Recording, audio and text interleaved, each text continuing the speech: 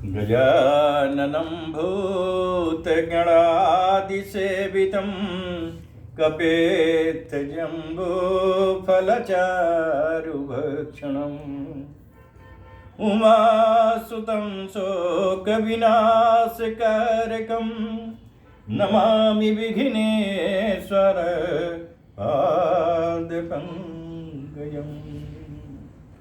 आदिशक्ति महामाये दिव्य ज्ञान स्वरूपिणी नौ दुर्गे जगन्माते प्रणमामि कर्पूरगौरं करुणावतारं संसारसारं भुजगेन्द्रहारं सदा वसन्तं हृदयारविन्दे भवं भवानी सहितं नमामि। अतुलितबलधामं हेमशैलावदेहं धनुर्वनकिसानुं ज्ञानि नामयावृगण्यं सकलगुणनिधानं वानराणामधीशं रघुपतिप्रियभक्तं वातजातं नमामि। नीलाम्बुजश्यामलकोमलाङ्गं सीतासमारोपितवामभागं पाणौ महासायके चारुचापं नमामि रामं रघुवंशनाथम्। गुरुर्ब्रह्मा गुरुर्विष्णु गुरुर्देवो महेश्वरा गुरुर्साक्षात् परब्रह्म तस्मै श्री गुरुवे नमः। बाबा भोलेनाथ की पहले थोड़ा स्तुति कर ली जाए,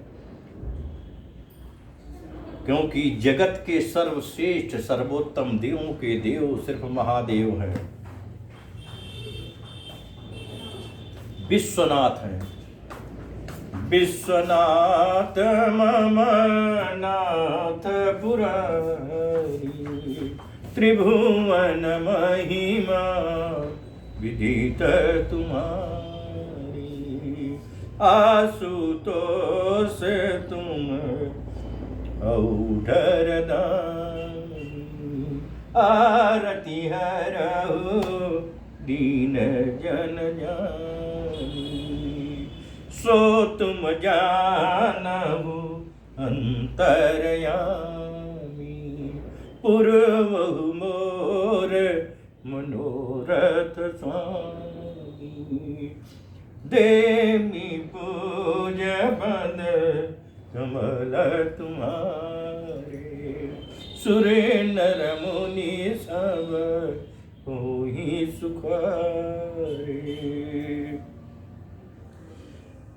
दोस्तों थोड़ा सा और स्तुति कर ली जाए।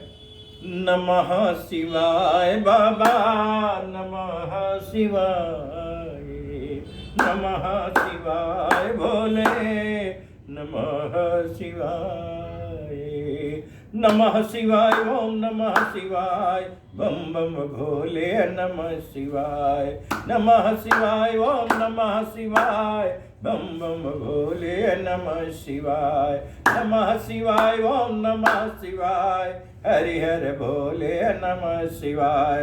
प्रेम से बोलिए हर हर महादेव।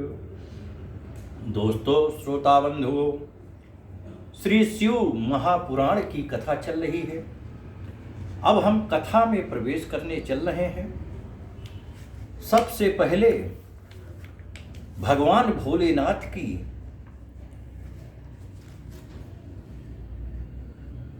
स्तुति कर रहे हैं, जिसमें आज का शीर्षक है शंकराष्टकम।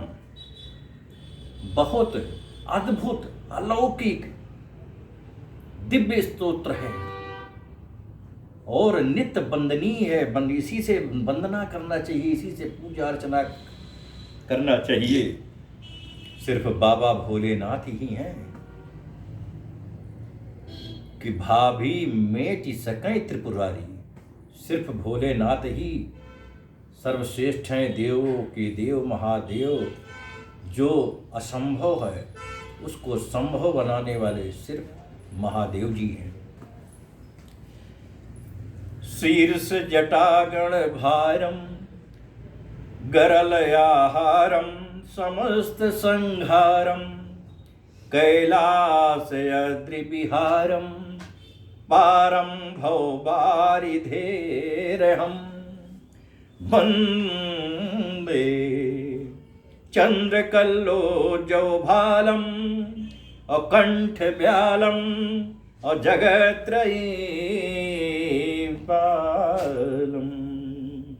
कृतनरमस्तकमालम अकालम कालस्य कोमलम वंदे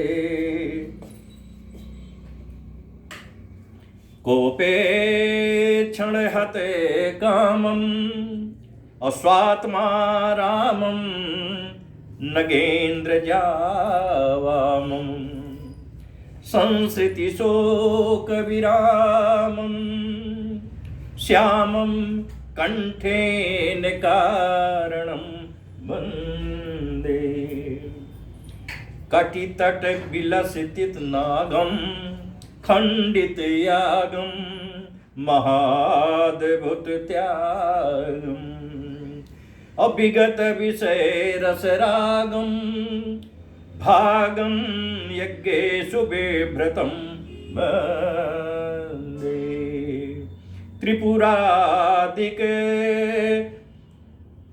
धनुजान्तं गिरिजाकान्तं सदैव सशान्तं लीला विजित कृतान्तं भान्तं स्वान्तेषु देहिनां वन्दे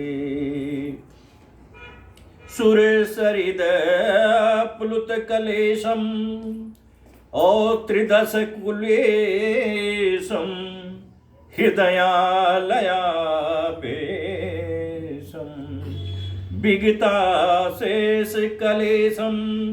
अदेशं सर्वेश संपदं वन्दे करतल कलित पिनाकं विगत जराकं सुकर्माणां पाकं परपदवीत बराकं नाकं गमपूग वन्दितं वन्दे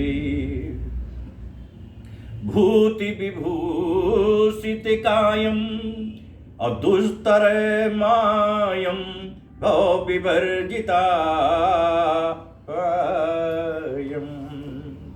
प्रमथ समूह सहायं सायं प्रातर निरन्तरं वन्दे येस्तु पदाष्टकमेतद् ब्रह्मानन्देन निर्मितं नित्यम् अपठति समाहित चेता प्राप्नोतयन्ते ससैवमेव पदम् इति श्रीमते परमहंस ब्रह्मानंद विरचितं शंकराष्टक संपूर्णं बोल शंकर भगवान की जय। नमः शिवाय बाबा नमः शिवाय, नमः शिवाय भोले नमः शिवाय, नमः शिवाय ओम नमः शिवाय, हरे हरे भोले नमः शिवाय, नमः शिवाय ओम नमः शिवाय, बम बम भोले नमः शिवाय, नमः शिवाय, ओम नमः शिवाय, हरि हरि बोले नमः शिवाय, नमः शिवाय, ओम नमः शिवाय, बम बम भोले नमः शिवाय, नमः शिवाय, ओम नमः शिवाय, बम बम भोले नमः शिवाय। प्रेम से बोलिए हर हर महादेव। दोस्तों, अब वहीं चल रहे हैं पुरानी कथा, जहां पर विराम हुई थी। श्री शिव महापुराण भाषा की कथा का 25वां अध्याय समाप्त हुआ था।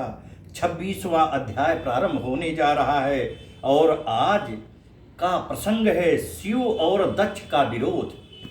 यहीं से कहानी फिर मोड़ ले रही है, क्योंकि सती का उधर जो है भस्म होना भावी है। प्रेम से सुनिए। ब्रह्मा जी बोले, इस प्रकार पूर्व काल में प्रयाग में एकत्र होकर मुनियों ने एक महान यज्ञ किया, जिसमें सपरिवार मैं भी सम्मिलित हुआ। ये ब्रह्मा जी कह रहे हैं। अनेक शास्त्रों में ज्ञान कांड पर विचार हुआ। अपने गणों को साथ लिए शिव जी भी सती सहित उसमें आए। सबने भक्ति पूर्वक उन्हें प्रणाम कर उनकी स्तुति की। सब शिव जी के दर्शन से संतुष्ट हो अपने भाग्य की प्रशंसा करने लगे। इसी समय प्रजापतियों के स्वामी दक्ष जी भी वहां आ पहुंचे और उन्होंने केवल मुझे ही प्रणाम किया तथा मेरी आज्ञा से वहां बैठ गए। फिर सबने तेजस्वी दक्ष की बड़ी पूजा की, परंतु परम स्वतंत्र लीला विहारी महेश्वर अपने आसन पर ही बैठे रहे और उन्होंने दक्ष को प्रणाम भी नहीं किया। इससे दक्ष को बड़ा क्रोध आया। उन्होंने सभा के मध्य में सबको सुनाते हुए शिव जी को बहुत कुवाच्य कहा और कहा कि यह पाखंडी, दुर्जन, पापशील, ब्राह्मण निंदक, सर्वदा स्त्री में आसक्त और रति में प्रवीण है। संबंध से मेरा पुत्र होते हुए भी इसने मुझे प्रणाम तक भी नहीं किया, अतः मैं इसे शाप दूंगा। हे ब्राह्मणों और देवताओं, तुम सभी सुन लो, यह शिव मेरे द्वारा सर्वथा ही वध करने योग्य है। मैं इसे बहिष्कृत करता हूं। अब आज से यह देवताओं के साथ भाग नहीं पावेगा। यह वर्ण विहीन, शमशानवासी और कुल जन्म से हीन है। यह सुनते ही नंदीश्वर की आंखें लाल हो गईं। उसने दक्ष को बहुत डांटा और फटकारा। दक्ष नंदीश्वर को भी शाप देने लगे। शिव जी के समस्त गणों को भी उन्होंने शापित कर दिया। फिर तो नंदीश्वर को और भी क्रोध आ गया। उसने उस महागर्वित दक्ष से कहा, हे दुष्ट बुद्धे, क्या तू शिव तत्व को नहीं जानता?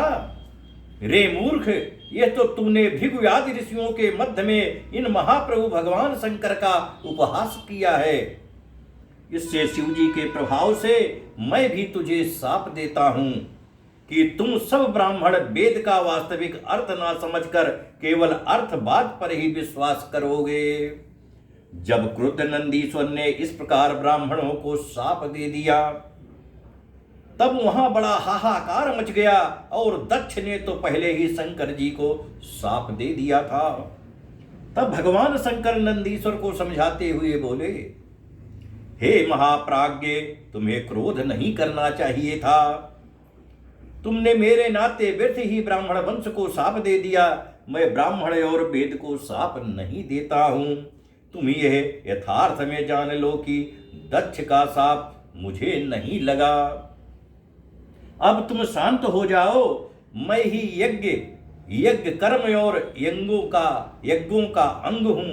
सब मुझ में ही विद्यमान है। अब शांत हो जाओ, क्रोधादि त्याग, सुस्त हो जाओ। नंदीश्वर शांत हुए। शिव जी अपने सब गणों को साथ ले निज धाम को चले गए। दक्ष भी ब्राह्मणों को साथ ले अपने स्थान को चला गया। अब प्रजापति दक्ष शिव निंदक हो गए। हे तात नारद, यह मैंने शिव और दक्ष का विरोध वर्णन किया है। अब जैसे दक्ष को शिव जी के द्वारा दंड मिला, उसे आगे कहूंगा, ध्यान से सुनिएगा। इत श्री शिव महापुराण द्वितीय सती खंड का 26वां अध्याय समाप्त हुआ। बोले शंकर भगवान की जय। नमः शिवाय बाबा, नमः शिवाय, नमः शिवाय भोले, नमः शिवाय, नमः शिवाय बाबा, नमः शिवाय, नमः शिवाय, ओम नमः शिवाय, बम बम भोले, नमः शिवाय, नमः शिवाय, ओम नमः शिवाय, हरि हर भोले, नमः शिवाय, नमः शिवाय, ओम नमः शिवाय, बम बम भोले, नमः शिवाय, नमः शिवाय, ओम नमः शिवाय, बम बम भोले, नमः शिवाय। प्रेम से बोलिए हर हर महादेव। 27वां अध्याय, दक्ष यज्ञ। दक्ष ने इसके बाद यज्ञ किया। ब्रह्मा जी बोले, हे नारद, इसी बात को लेकर कनखल नामक तीर्थ में प्रजापति दक्ष ने एक बहुत बड़ा यज्ञ किया, जिसमें भृगु आदि तपस्वियों को ऋतुज बनाया गया। 88,000 ऋतुज उस यज्ञ में आहुति देते थे और 64,000 देवर्षि मंत्र बोलते थे। जितने अधर्वी और होते थे, उतने ही सप्तर्षि और नारदादि के ऋषि पृथक पृथक गाया करते थे। सभी गंधर्वों, विद्याधरों, सिद्धगणों, यक्षों, आदित्य समूहों और सभी नागों को दक्ष ने अपने इस महायज्ञ में वर्ण किया। अगस्त्य, कश्यप, अत्रि, वामदेव, भृगु, दधीच, भगवान व्यास, भरद्वाज, गौतम, पैल, पराशर, गर्ग, भार्गव, ककुपसित, सुमंतु, त्रिक, कंक और वैशंपायन, ये सभी ऋषि मुनि मेरे पुत्र के यज्ञ में आए। मैं भी सपरिवार और वैकुंठ से विष्णु जी भी अपने पार्षदों और परिवार सहित आए। इसी प्रकार शिव माया से शोभित हो अन्यान्य सभी देवता दक्ष के यज्ञ में पधारे। दुरात्मा यक्ष ने सबका स्वागत किया। विश्वकर्मा द्वारा रचित बहुमूल्य भवन में उसने सबको निवास दिया। मांगलिक कृत्यों के होने के बाद दक्ष ने सपत्नीक यज्ञ की दीक्षा ली, परंतु दुरात्मा दक्ष ने उस यज्ञ में शिव जी को नहीं बुलाया और यह कह दिया कि वे कपालधारी हैं। शिव जी में छिद्र देखने वाले दक्ष ने अपनी प्रिय पुत्री सती को भी यह कहकर नहीं बुलाया कि वो कपाली की भार्या है। जब इस प्रकार यज्ञ आरंभ हुआ, तब उसमें भगवान शंकर को न आया देखकर शिव भक्त दधीच ने सब देवताओं और ऋषियों से पूछा, इस महायज्ञ में भगवान शिव क्यों नहीं आए हैं? उनके बिना यह यज्ञ अत्यंत शोभित नहीं होता है, क्योंकि बड़े बड़े विद्वान भी जिसे सब मंगलों का आगार बतलाते हैं, वही पुराण पुरुष नीलकंठ परेश वृषभ ध्वज यहाँ नहीं दिखाई दे रहे हैं। हे दक्ष, जो अमंगलों के भी मंगल करता और 8 मंगलों के मूल हैं, उन्हें ब्रह्मा या विष्णु को भेजकर बुलाना चाहिए था। मैं सत्य कहता हूं कि जब तक भगवान शंकर यहाँ नहीं आवेंगे, तब तक तेरा यज्ञ अपूर्ण ही रहेगा। दधीच के ये वाक्य सुनकर मूढ़ बुद्धि दक्ष ने मुस्कुराकर कहा, देवताओं के मूल विष्णु जी तो आ ही गए हैं, फिर शिव जी की मुझे क्या आवश्यकता है?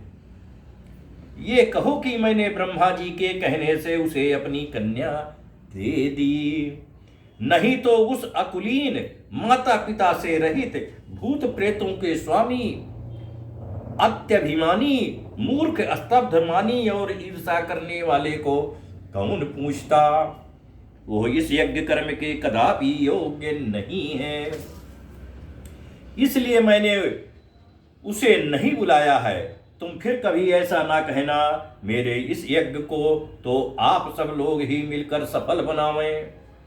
दक्ष के ऐसा कहने पर दधीचि ने सब मुनियों को सुनाते हुए कहा, तुम चाहे जो कहो, पर भगवान शंकर के बिना तो यह यज्ञ अपूर्ण ही रहेगा और इससे तुम साप को भी प्राप्त होगे। ऐसा कह दधीचि ऋषि उस यज्ञ से अकेले ही निकलकर अपने आश्रम को चले गए और इस प्रकार वहां जितने भी शिव भक्त थे वे सब दक्ष को शाप देते हुए अपने अपने आश्रम को प्रस्थानित हुए। दक्ष हंसने लगा, फिर उसने अन्य मुनियों से कहा, शिव भक्त दधीचि गया, ये अच्छा हुआ, मैं यही चाहता था। मैं तो बहिष्कृतों को अपने यज्ञ में चाहता ही नहीं। विष्णुवादी आप सभी लोग वेद के वक्ता हैं, मेरे यज्ञ को सफल बनाइए। दक्ष की इस बात को सुनकर सब देवता और मुनीश्वर शिव जी की माया से मोहित हो गए। उन्होंने देवताओं की पूजा आरंभ करा दी। हे मुनीश्वर, यह तो दक्ष साप की कथा मैंने तुमको सुनाई, अब आगे यज्ञ विध्वंस का योग सुनाऊंगा, आदर पूर्वक सुनिए। श्री शिव महापुराण तृतीय सती खंड का 27वां अध्याय समाप्त हुआ। बोले शंकर भगवान की जय। नमः शिवाय बाबा, नमः शिवाय, नमः शिवाय भोले, नमः शिवाय, नमः शिवाय, ओम नमः शिवाय, हरे हरे बोले, नमः शिवाय, नमः शिवाय, ओम नमः शिवाय, बम बम भोले, नमः शिवाय, नमः शिवाय, ओम नमः शिवाय, बम बम भोले, नमः शिवाय, नमः शिवाय, ओम नमः शिवाय, बम बम भोले, नमः शिवाय। प्रेम से बोलिए हर हर महादेव। अब 28वां अध्याय सुनिए। सती का अपने पिता दक्ष के यज्ञ में आना। सती को मतलब दक्ष जी ने अपनी पुत्री को निमंत्रण नहीं दिया था, फिर भी सती शिव जी की बात न मानते हुए दक्ष के यज्ञ में गई। अब ये कथा सुनिए। ब्रह्मा जी बोले, जिस समय देवता और ऋषिगण दक्ष के यज्ञ में उत्सव करते हुए जा रहे थे, उस समय दक्ष पुत्री सती अपनी सहचारियों के साथ गंध मादन पर्वत पर धारागृह में कौतुक पूर्वक अनेक क्रीड़ाएं कर रही थी। उस समय सती ने देखा कि रोहिणी से आज्ञा लेकर चंद्रमा भी दक्ष के यज्ञ में जा रहे हैं। तब सती ने अपनी विजया नामक श्रेष्ठ सखी से पूछा, रोहिणी से आज्ञा लेकर चंद्रमा कहाँ जा रहे हैं? सती के वचन सुनकर विजया शीघ्र ही चंद्रमा के पास गई और उनसे पूछा। चंद्रमा ने दक्ष के यज्ञ महोत्सव में जाने का अपना पूर्ण वृतांत कह सुनाया। उसे सुन विजया ने आकर चंद्रमा ने जो कहा था वो सती से कह दिया। ये सुन सती देवी बड़ी विस्मित हुई और बार बार शिव जी के लिए आमंत्रण न आने का कारण विचार कर हृदय में चिंता करने लगी। विजया को वहीं रोक वो शिव जी के पास गई और निमंत्रण न आने का कारण पूछी।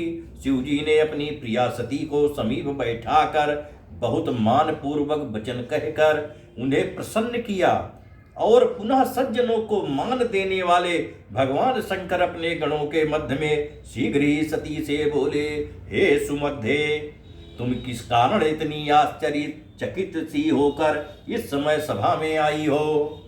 इसका कारण बतलाओ। जब शिव जी ने इस प्रकार सती जी से पूछा, तब सती शीघ्र हाथ जोड़ प्रणाम करती हुई शिव जी से बोली, मैंने सुना है कि मेरे पिता ने एक महायज्ञ रचा है, जहां इस समय बड़ा उत्सव हो रहा है। सभी देवता और ऋषिगण उसमें एकत्र हुए हैं। आपको मेरे पिता के यज्ञ में जाना क्यों नहीं सुहाता है? आप इसका कारण मुझे शीघ्र बताइए। आप मेरी प्रार्थना से सब काम छोड़कर मेरे साथ पिता के यज्ञ में चलिए। संबंधियों का यही धर्म है कि समय पर प्रेम बढ़ाने के लिए उनके समीप जावें। सती के ये वचन शिव जी के हृदय में तीर की तरह लगे।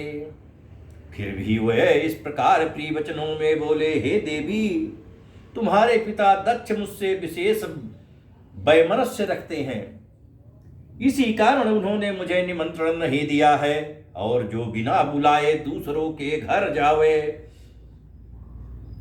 जाते हैं वे मरण से भी अधिक अपमान पाते हैं, चाहे वो इंद्र ही क्यों ना हो। दूसरों के घर जाकर छोटा बन जाता है। इस कारण हमें और तुम्हें दक्ष के यज्ञ में नहीं जाना चाहिए।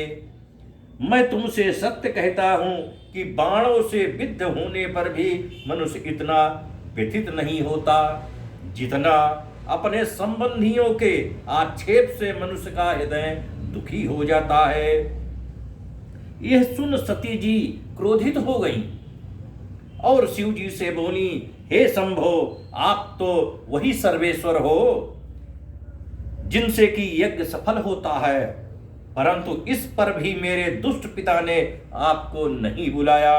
अतएव मैं दुरात्मा अपने पिता और यज्ञ में आए दुरात्मा देवताओं और ऋषियों का ये अभिप्राय जानना चाहती हूं कि उन्होंने ऐसा क्यों किया। हे नाथ, इसके लिए मैं अपने पिता के यज्ञ में जाती हूं। हे महेश्वर, आप मुझे इसकी आज्ञा दीजिए। सती जी का यह विचार देकर सर्वज्ञ शंकर जी बोले, हे देवी, यदि तुम्हारी वहां जाने की इच्छा ही है तो मैं तुम्हें आज्ञा देता हूं कि तुम अपने पिता के यज्ञ में जाओ। नंदीश्वर नामक मेरे बैल को सजाकर इस पर चढ़कर महाराजाओं के ठाट बाट से अपने सब आभूषण पहन करके जाओ। जब शिव जी ने इस प्रकार कहा तब सती जी वस्त्राभूषण धारण कर पिता के घर को चली। शिव जी ने 60,000 रुद्रगणों को उनके साथ भेजा। सती के साथ वह कुतूहल करते हुए सती के साथ चले। उनके मुखों से निकले हुए आनंदित शब्दों से तीनों लोक व्याप्त हो गए। इत श्री शिव महापुराण द्वितीय सती खंड का 28वां अध्याय समाप्त हुआ। प्रेम से बोलिए हर हर महादेव। हरे राम राम जपियो रे, प्रभु मेरे मन बसियो रे। राम राम जपियो रे, प्रभु मेरे मन बसियो रे। राम राम जपियो रे, भोले मेरे मन बसियो रे। नमः शिवाय बाबा, नमः शिवाय, नमः शिवाय भोले, नमः शिवाय। नमः शिवाय, ओम नमः शिवाय, बम बम भोले नमः शिवाय। नमः शिवाय, ओम नमः शिवाय, हरि हर भोले नमः शिवाय। नमः शिवाय, ओम नमः शिवाय, हरि हर भोले नमः शिवाय। प्रेम से बोलिए हर हर महादेव। 29वां अध्याय, दक्ष द्वारा सती का अपमान।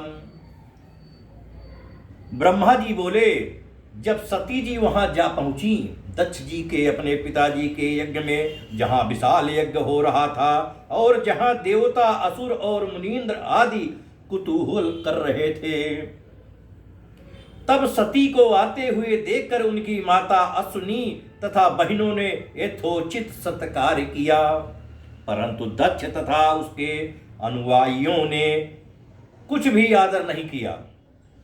परंतु सती ने समान रूप से माता पिता को प्रणाम किया।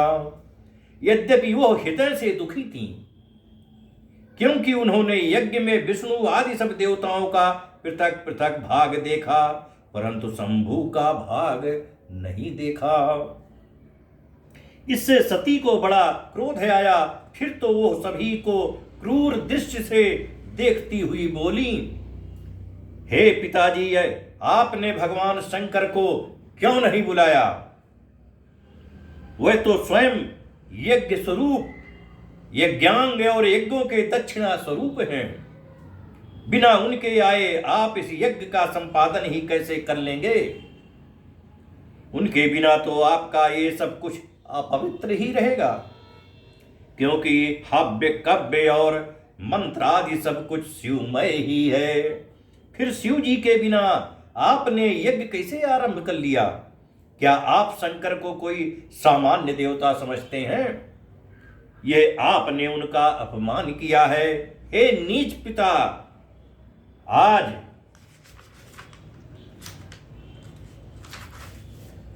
आपकी बुद्धि भ्रष्ट हो गई है।